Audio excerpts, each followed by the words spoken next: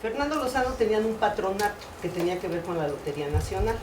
Entonces ellos creían mucho en las artes, ¿no? Doña Carmen Romano, que era la parte femenina, y la parte masculina, Fernando Lozano. Fernando con una tradición en orquestas impresionante que todavía tiene. Nos pagaban en efectivo, o sea, yo llegué y a los 15 días me estaban pagando, ¿no? O sea, porque era una organización impecable. O sea, para empezar. Ajá. Entonces, de ahí, lo primero que él me dice es, usted va a trabajar en crear un departamento de psicopedagogía con los niños, porque se empieza desde abajo y después se barre la azotea, ¿no? Nosotros ya tenemos muchas cosas, usted sabe de danza, usted sabe de pedagogía, entonces vamos a hacer un departamento de psicopedagogía. Se fundó, se hizo una ludoteca, se trabajó mucho con los maestros, ahí sí había una escuela de iniciación artística, que todavía la tienen, ¿no? Tanto para el área de música tradicional mexicana, como para el clásico y el contemporáneo, ¿no? Entonces era como un proyecto ahí que le decían la Pollín, los músicos de aquí, la piloto, ¿no? Después, en 98, me invitan a formar el área de educación continua. O sea, yo ya tenía aquí 3 años, ¿no? Del 95 a los 3 años.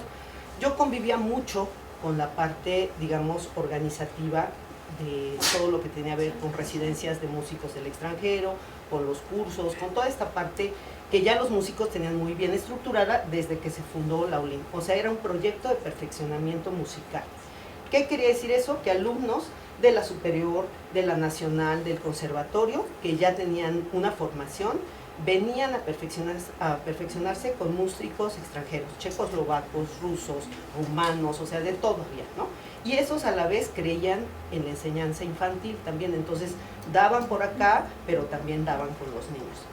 En el 98, cuando se forma el área de educación continua, lo que querían eran las residencias para verano, ¿no? Que es cuando venían, digamos, el grueso de extranjeros a dar clases, a tocar con la Orquesta Filarmónica de la Ciudad de México, pero también convivían con la escuela, ¿no? Ellos ya venían de una tradición, digamos, fuerte, ¿no? O sea, el músico es una familia, y una familia fuerte, y una familia que de alguna manera se ayuda, cosa que en la danza difícilmente por la precariedad se hace comunidad. Entonces los músicos se conocían, yo estaba casada con un músico, entonces eso de alguna manera era la esposa de alguien que le tenían cierta confianza. Ahí la escuela de vida y movimiento era la más beneficiada porque eran los músicos ya grandes, o sea los chicos que de alguna manera ya estaban pues para irse a la Carlos Chávez, para tener como una vida profesional. Y entonces ahí es donde surge la iniciativa de crear una escuela de formación profesional de danza contemporánea, y no me dejará mentir Martín, que sí pensamos en una escuela como tal, en una escuela, o sea, ¿qué necesitaba una escuela? Y entonces yo empecé a platicar con los diferentes maestros responsables de áreas, que cómo verían, como efectivamente se lo comenté a Margarita una vez, ¿no? Que esos salones que tenían un bajo alfombra, la alfombra y todos los atriles y todas las sillas y todo lo que no servía para nada en el salón principal de danza, se quitara y vieran la bella duela que había abajo, las dimensiones que tenía, y los 2 salones que usaban para estudiar trompeta se pudieran utilizar para danza, ¿no? O sea, ese era así el escenario.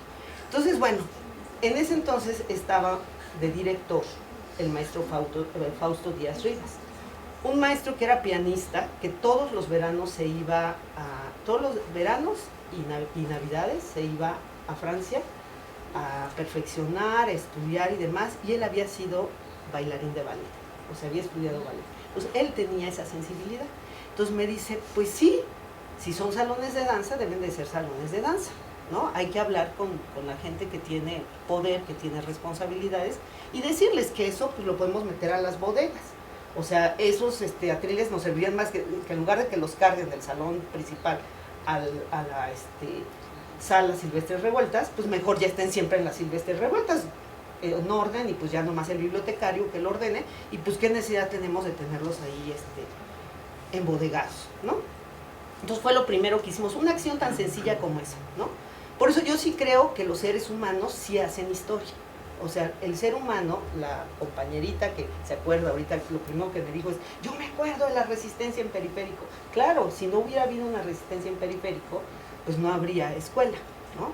Entonces, esa parte tendría que ver con algo muy importante, que es precisamente la iniciativa ya de un músico que también su hija tenía cierta inclinación por la danza, ¿no?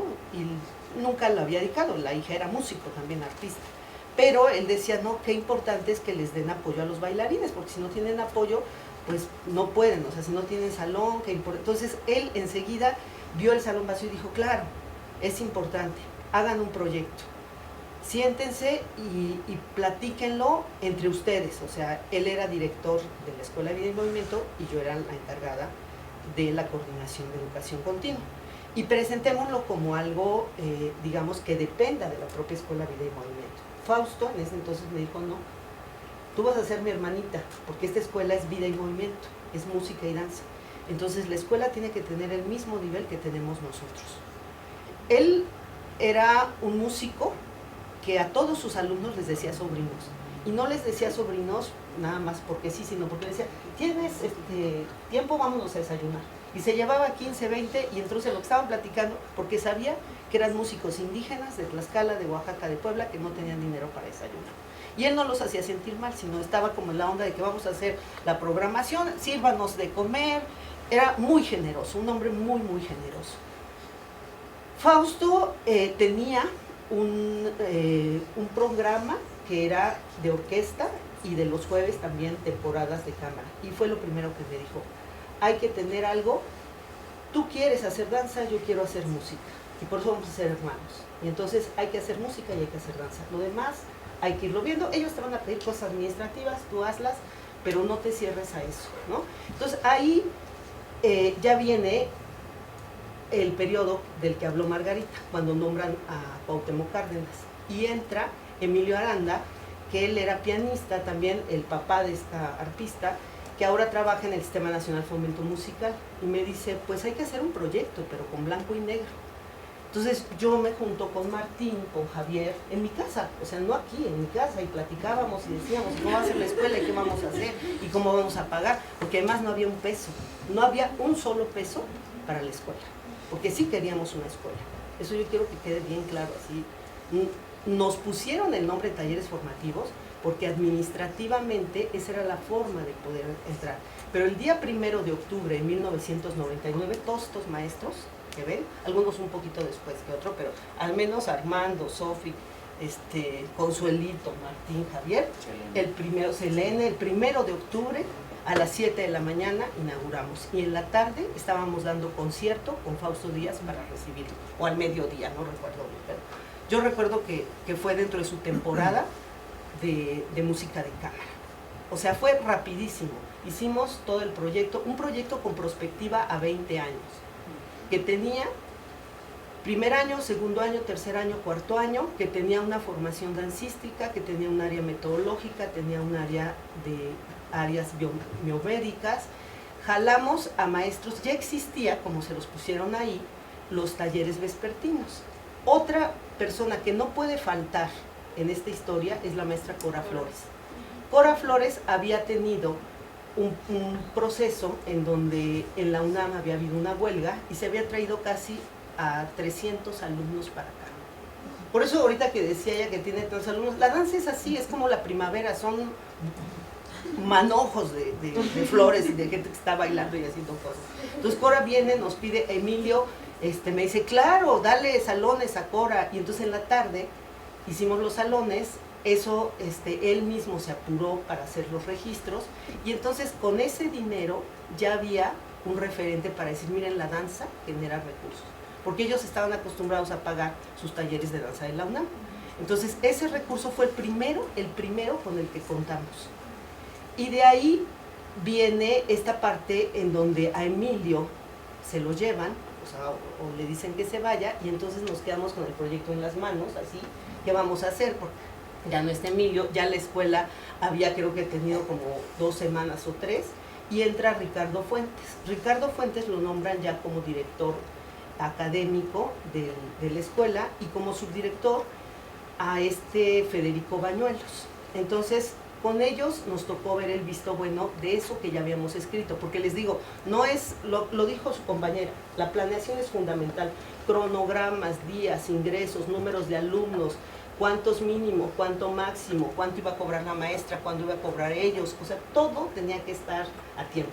Y yo tenía la presión administrativa, porque efectivamente yo sí tenía una estructura del gobierno de ese entonces, que era el maestro Alejandro Aura. Entonces él dijo, sí, que se haga la escuela, es muy importante que se haga la escuela, tomen maestros de la escuela de capacitación, Paquito era maestro de bailes finos de salón, entonces pongan un área de talleres en la tarde, que genere más recursos y también que los chicos paguen su cuota para la escuela. En ese entonces pagaban 700 pesos cada alumno de la escuela. Y ahí viene lo importante, la educación ahora ya es un derecho, no un privilegio. O sea, alguien, lo recordará Consuelo, tenía que juntar sus 700 pesos durante el mes para venir a la caja y pagar su colegiatura, para poder estar en la escuela. Y Consuelito estaba ahí con su lista, fulano no ha pagado su colegiatura. César, ¿no? Que era muy talentoso. Yo creo que me decía Consuelito, se sentaba con su lista y me decía, yo creo que César hay que becarlo, porque él podría estar en el área de ellos ahora que necesitan un bailarín. Y entonces, o sea, realmente la maestra se preocupa. Por eso les digo, la planeación y la organización. Entonces ya veíamos y decíamos, bueno, pues entonces ya veíamos, el grueso entraba en las tardes. Teníamos niños, teníamos adolescentes y adultos, y teníamos hasta adultos mayores en la tarde. Entonces, como mi área de educación continua, a mí me permitía estructuralmente tener todos esos talleres, ¿no? Que decían. Entonces, ¿cómo lo bautizaron? Como los talleres formativos de danza contemporánea, lo cual fue un mero membrete, porque sí se pensó en una escuela que tuviera una compañía que dirigía el maestro Javier Romero, era el director artístico, y un coreógrafo, en ese momento era el maestro Martín, ¿no? Hubo un tema de horarios, entonces ellos estaban en la tarde y nosotros en la mañana. Entonces sí, la escuela caminó por un rumbo y el taller coreográfico, que así se llamaba, por otro, porque la demanda, nosotros tuvimos que estrenar Viento de Lágrimas, que es lo que vieron ayer, a 6 meses de haber abierto la escuela.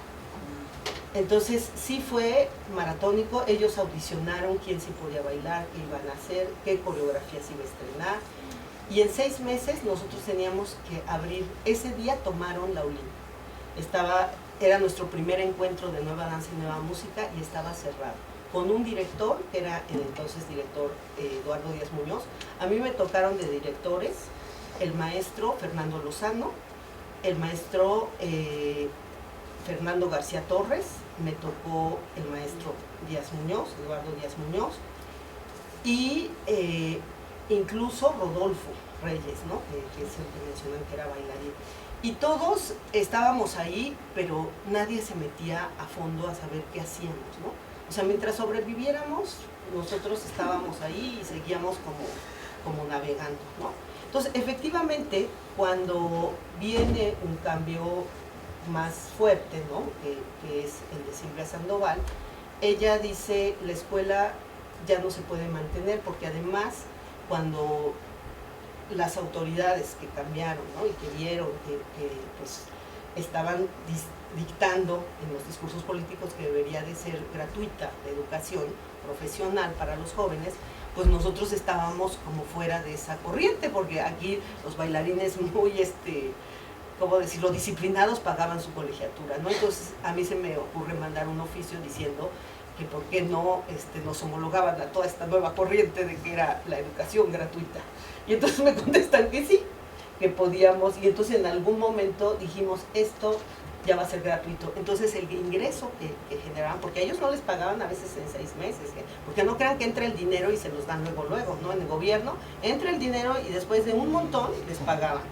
Entonces cuando nos dicen eso, pues fue terrible, porque entonces nosotros siempre teníamos una garantía de que podíamos pagar los sueldos, porque estaba efectivamente ese dinero que ingresaba de los talleres de la tarde, de los talleres. Entonces nosotros generábamos un promedio en ese entonces de 1,5 millones a 1,700,000. Y digo, todos esos son datos duros, eso lo pueden consultar y lo pueden ver, y digo, para mí es muy importante que sepan que la escuela surgió como Nueva Danza y Nueva Música, pensada como eso, como una escuela.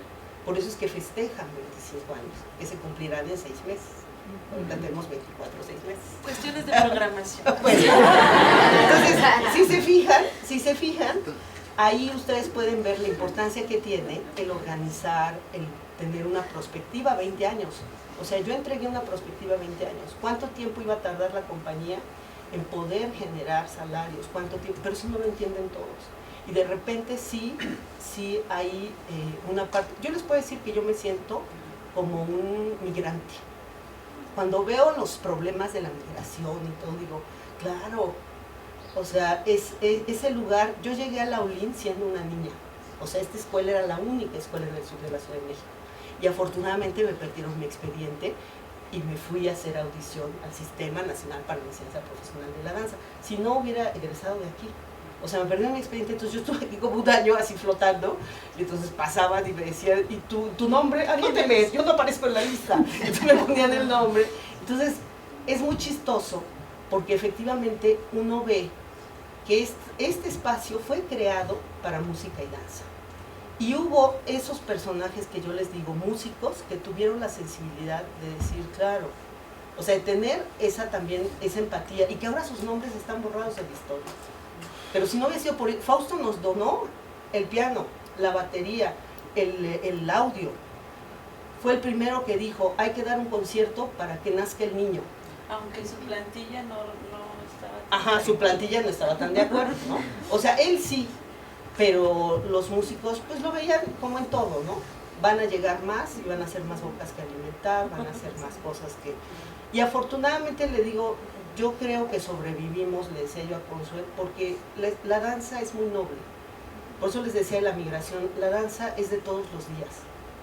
O sea, la crianza de ese niño sí fue del 99 al 2002. Cuando le dijeron, ya camina, pues que se vaya a otra casa, porque aquí no tenemos presupuesto para ello. Ese presupuesto lo vamos a utilizar para la escuela de circo. Y véanlo en los periódicos. O sea, ayer mi hija me decía, mamá, yo me acuerdo perfecto, y tenía 13 años. Me enseñó los periódicos. Yo misma había borrado cosas que a lo mejor no le dije a la maestra por dolor. Eso pasa cuando hay procesos tan fuertes. El sistema de la conciencia es sabio y olvida las cosas que te duelen. Y uno va para adelante, ¿no? Yo afortunadamente ayer pensé en eso y dije, estamos en paz vida, porque uno regresa a los lugares donde ama las cosas, donde crece, y efectivamente yo tuve que meter una demanda laboral, no la gané, me dieron después de 16 años un aguinaldo. O sea, ridículo, así, ¿no? Porque me dijeron, usted era puesto de confianza, usted sabía, después de 16 años, cuando yo hubiera querido el aguinaldo ese año. Porque me fui, empezamos la escuela un 1 de octubre y empezamos un 4 de octubre y yo me fui un 1 de octubre.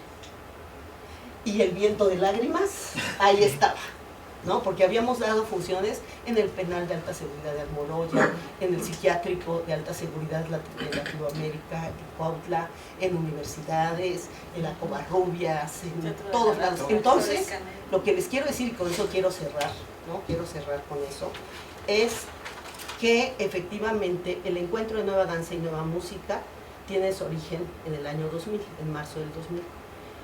Surgió al abrigo de un proyecto académico junto con una escuela de danza contemporánea, con el objetivo de vincular la escuela al campo laboral. Lo que ustedes siguen preguntando ahora, ¿cómo me vinculo con el campo laboral? En esos 3 primeros años el perfil era muy claro. Había que darle coherencia al egresado. Sin embargo, a partir del 2004 se realizó de forma independiente, en múltiples sedes y con un comité organizador, con un voluntariado. Nadie de ahí, desde el 2004, cobramos. Ramón está desde el primer año. Ramón Alducin llegó aquí al primer encuentro y me dijo, Ramón Alducin, a sus órdenes, ¿en qué le ayudo? Y desde ese día así ha sido. Ayer me fui a su función y él se quedó con mi hijo, y me fui de aquí de un año, haciendo función como un río bravo. Estaba el teatro a reventar ayer. Entonces dije, claro, la danza es así, la danza es como un manantial inagotable. Entonces, yo lo que les puedo decir es que efectivamente de los logros que tuvimos fue ese festival, porque ese festival le ha dado color a mucha gente, hay muchos gestores, han pasado directores que ahora tienen festivales en Los Cabos, el involuntario, o sea, mucha vida le ha dado. Entonces yo a la vida le agradezco eso, le agradezco también que efectivamente pueda subsistir un evento que promueva la producción, la distribución y el consumo de obras de coreógrafos, compositores, intérpretes, maestros, promotores e investigadores de toda la República y del extranjero. Mañana vienen de Canadá con un proyecto de pueblos originarios que hacen danza contemporánea. Y para cerrar, yo les diría que el contexto que vivimos cuando se abrió la escuela era otro. Ustedes pertenecen a la nueva danza, a esta nueva generación que cambió muchas cosas, que fue una irrupción, ¿no? Yo creo que algo muy importante es que ahora la juventud tiene más formas de elegir. Ahora cuando preguntaban y sus compañeras les contestaban, creo que es en ese sentido un logro también de esas generaciones. Yo quiero agradecer públicamente a Sofía, a Armando, a Consuelo, a Martín, a Javier Tenés en esta mesa, a Selene y a Mauricio el haber generado este espacio, porque efectivamente fue un espacio colectivo y una suma de voluntades del señor Ventura, que ahorita me saludó y me dijo, maestra, bienvenida. Él era trabajador de intendencia de aquí. Lo corrieron y sigue lavando carros aquí, porque ama esta escuela. Y me dijo, ¿y usted siempre por la puerta grande? Sí, sí, Ventura. Nosotros, todos los bailarines, siempre por la puerta grande de un teatro, ¿no? Yo agradezco mucho estos años y les digo, no tendría palabras para decir todo lo que esta escuela me dio. Y sí ha sido un viento de lágrimas, porque hace 15 años llegó Cristian Pérez Salas, como el cuento de Pinocho. Mis hijos me decían que el tercer hijo que tenía era el encuentro de nueva danza. Y Cristian se hizo como un niño de verdad. Allí, la semana pasada comentábamos que teníamos que enfrentar que el niño de verdad había sido al cielo, que estaba allá arriba, que como decía la compañera, la parte espiritual.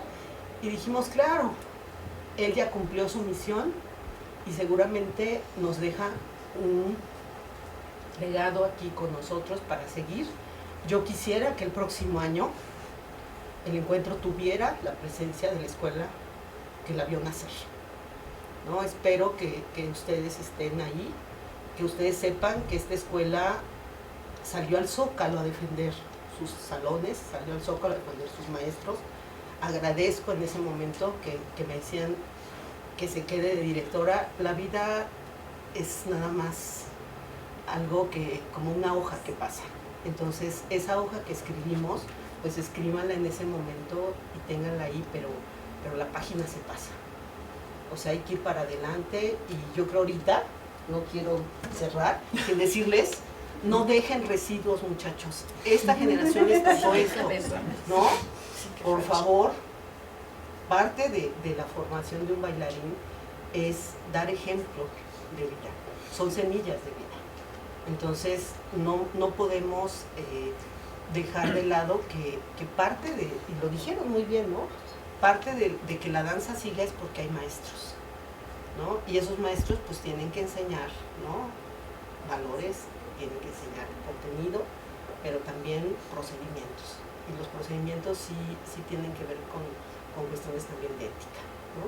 Entonces yo agradezco mucho a Consuelo que nos haya reunido a Martín, ¿no? Que le dije, mi mejor amigo de la escuela, y me dijo, no éramos amigos, éramos hermanos. Y nos dejamos de hablar 20 años, ¿eh? Y aquí estamos sentados ahorita.